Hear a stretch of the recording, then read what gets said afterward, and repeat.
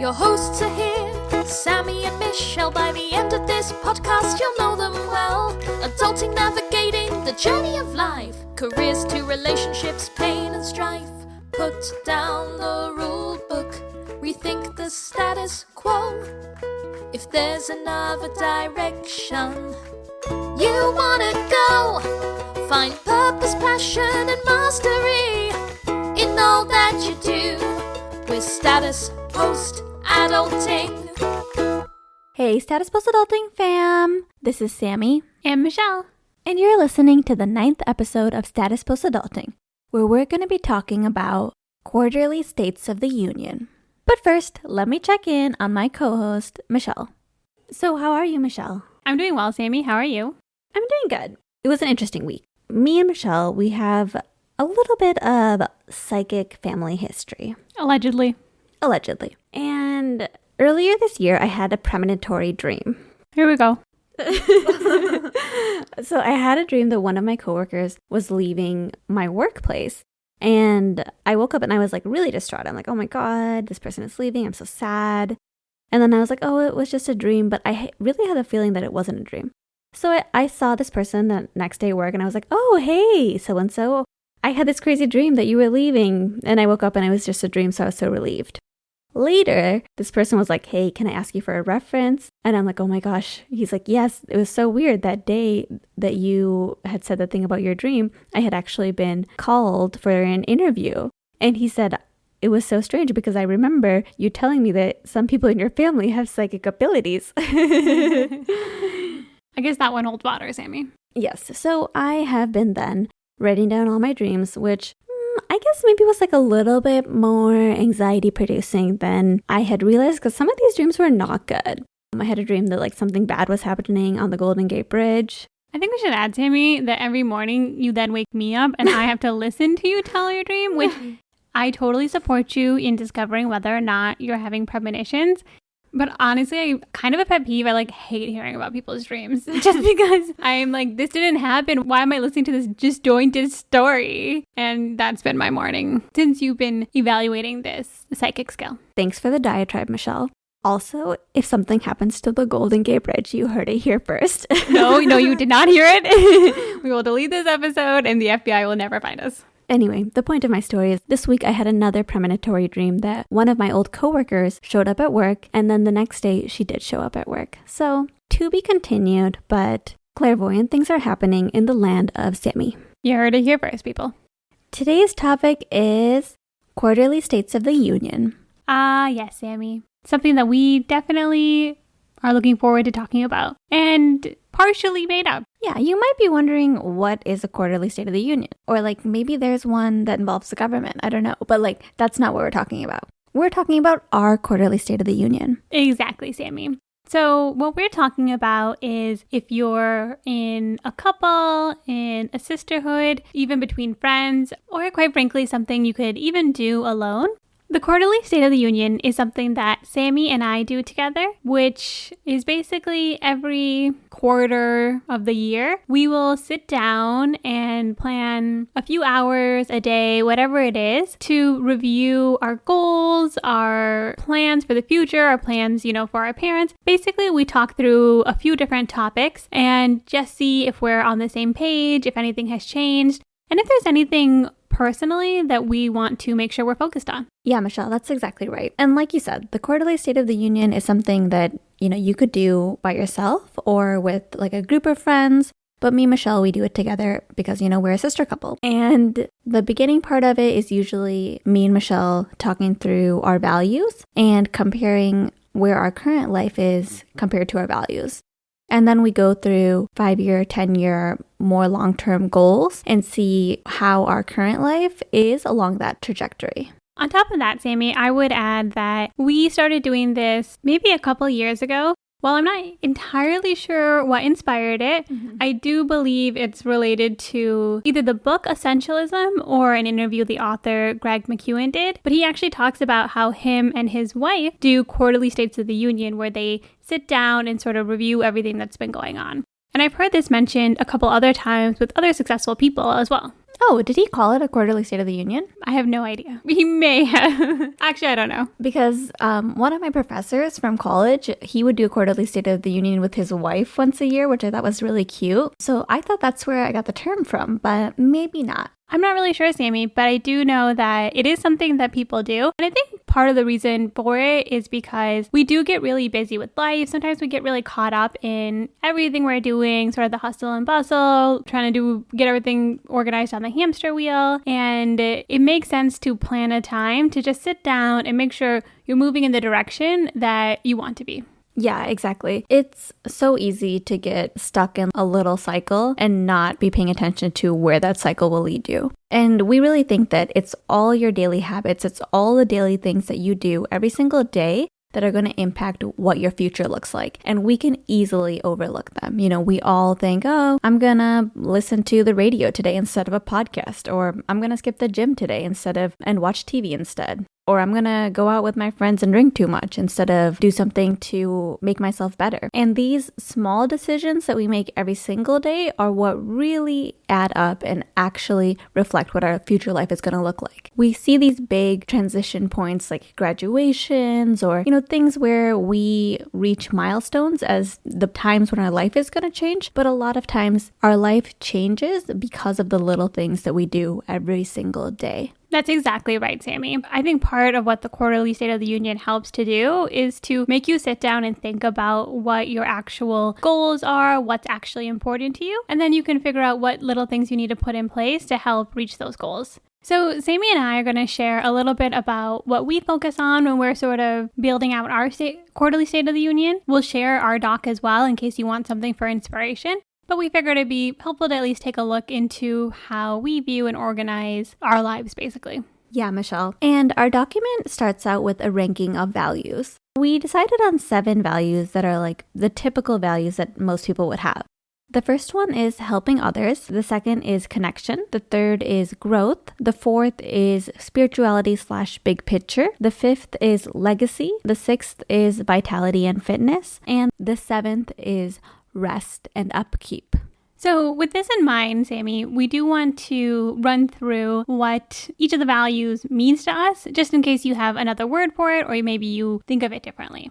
So helping others is finding the happiness and gratitude within helping other people, however that looks like to you. Connection is how we define your relationship with other people, connecting with friends, families, whatever it is, basically connecting with other people. Growth is investing in growing your intellect, your skills, whatever it is that makes you feel like as a human, you're still growing day to day. Unsurprisingly, Michelle, we have spirituality and big picture as one of our values. That could be anything like meditating daily. It could even be like a yoga practice or something more structured like going to church, praying, all of those things. The fifth one is legacy. And legacy, well, how about you talk about this one, Michelle? Because it's a little bit complicated for me. Yeah, Sammie. Legacy is basically when you leave this earth, what are you leaving behind? And what matters to you? So that might be the impact you're making on people. That might be having something tangible like a book or something you can show. Sometimes it can be having kids and that sort of legacy. So that's how I would describe different options for working on your legacy.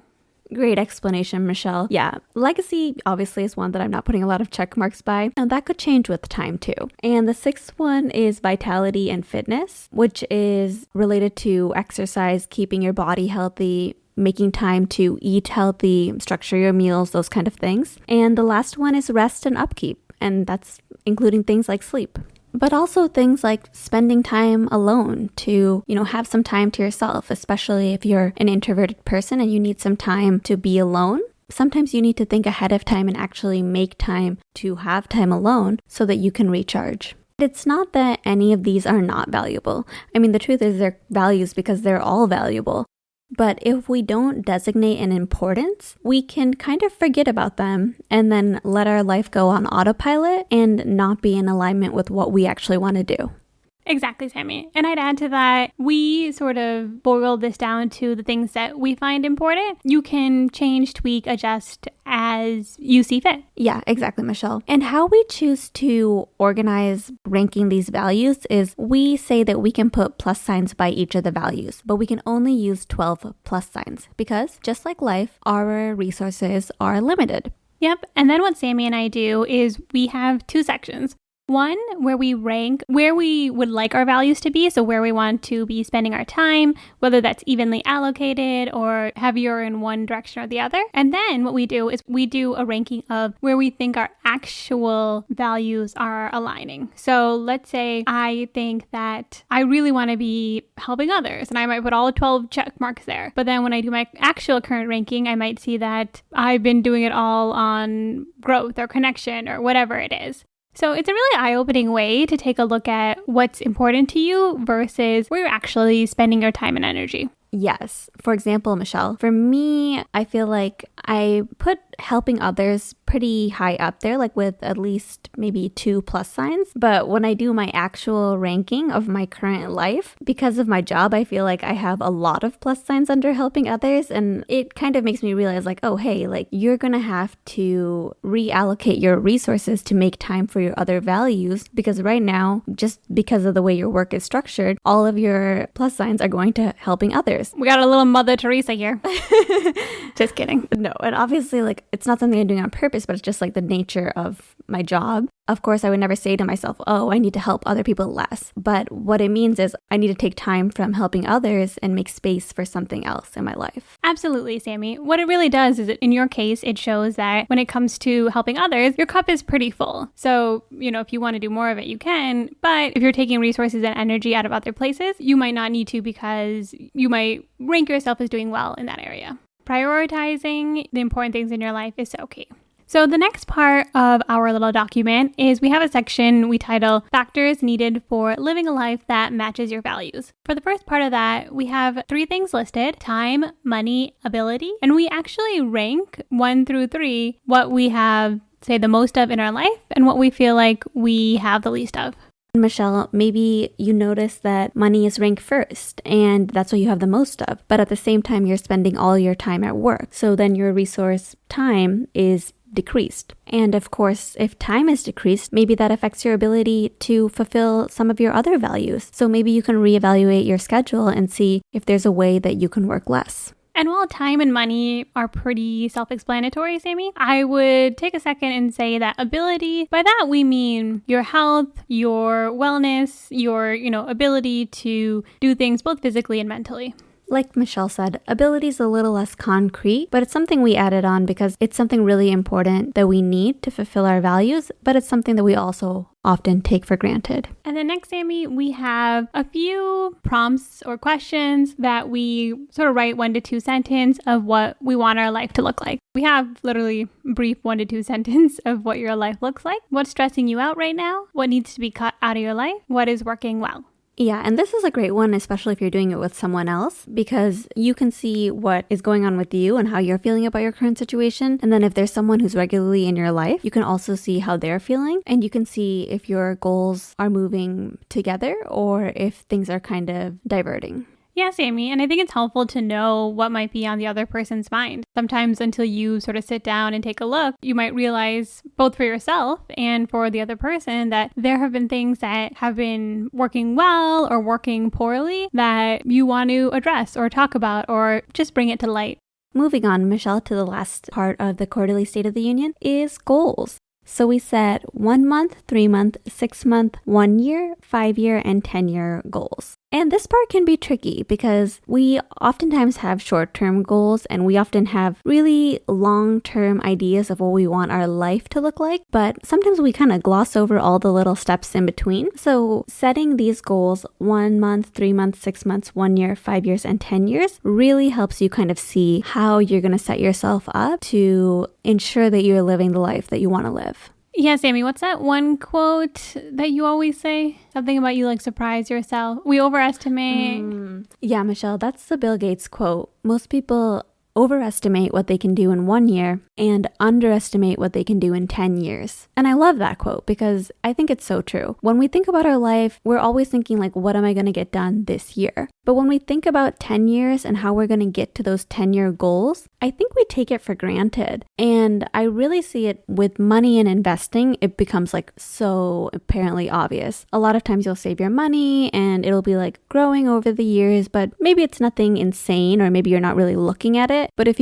you look at money you've invested 10 years later, you're going to be blown out of the water at what you've been able to do. And that applies to other aspects of our life as well, even though maybe it's not as easy to see. There's a really cute animated short that I feel like depicts exactly what we're talking about, and we'll link to it in the show notes so you guys can check it out as well. What you're saying, Sammie, is exactly right. I think whenever I do the exercise for the goals, it's really easy for me to fill out the beginning and the end. And then when I have to actually break it down, like what do I need to do in 3 months to get there, 6 months? What does my life really look like day to day? And then what does my life look like 10 years from now? It really forces you to think about your time differently and what you can achieve. And sometimes you realize, hey, if I do X, Y, Z starting today, I could achieve those goals in 5 years or 10 years.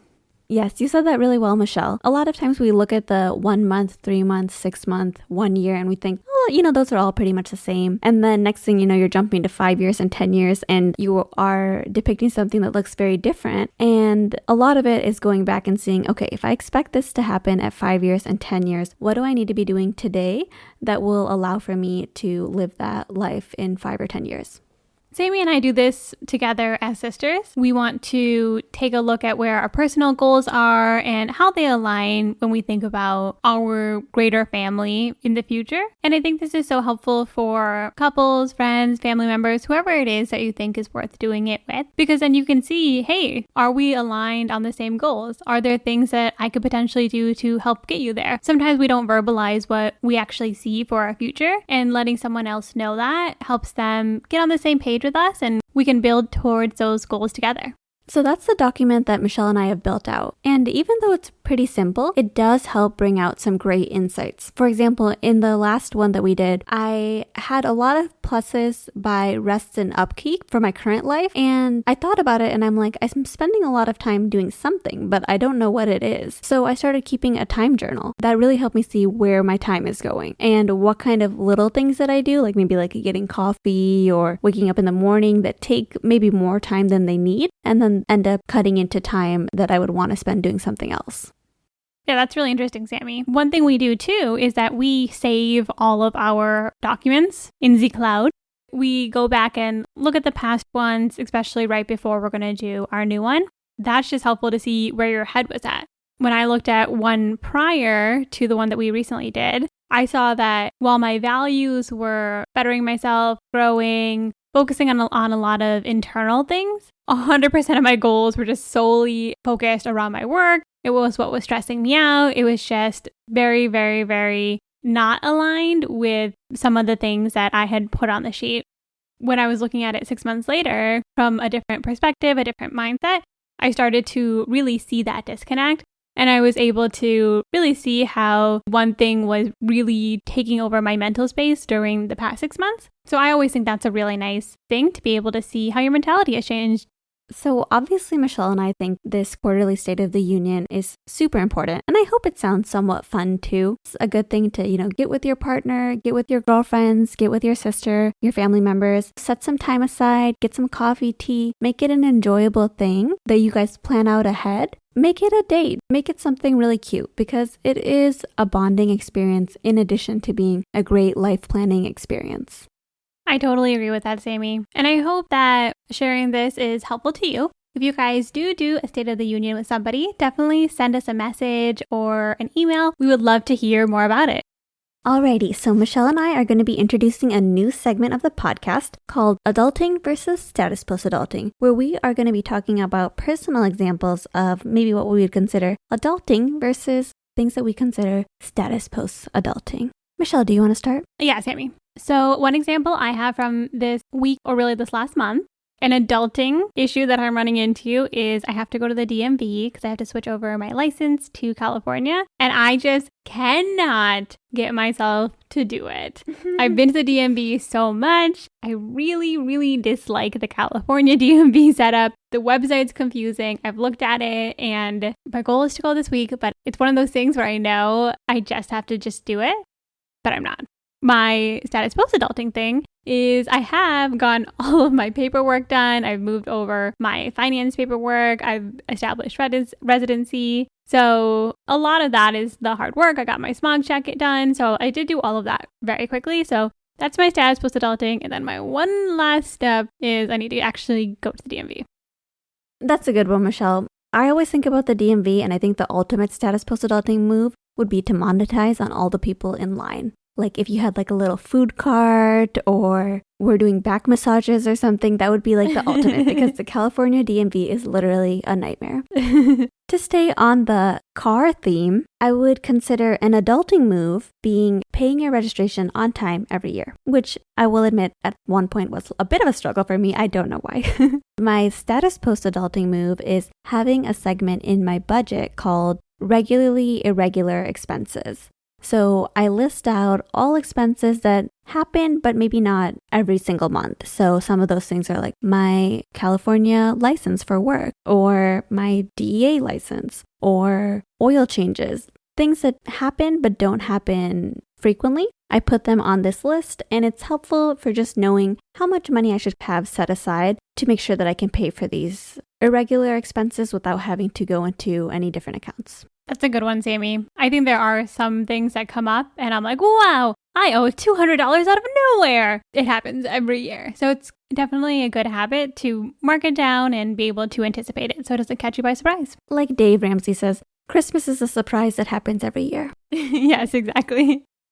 So we hope you enjoy our new segment. Sammie and I would love if you would send us some of your adulting versus status post-adulting tips or things that you've noticed in your life. As always, you can send us a DM at Status Post Adulting. You can send us an email at statuspostadulting@gmail.com, and we would love to read them on the show. Yes, and if you do a quarterly review date with your partner, friend, or sister, family member, please take a photo and tag us on Instagram at Status Post Adulting. Thank you guys all for listening to this show. Join us next time as we put down the rulebook and rethink the status quo.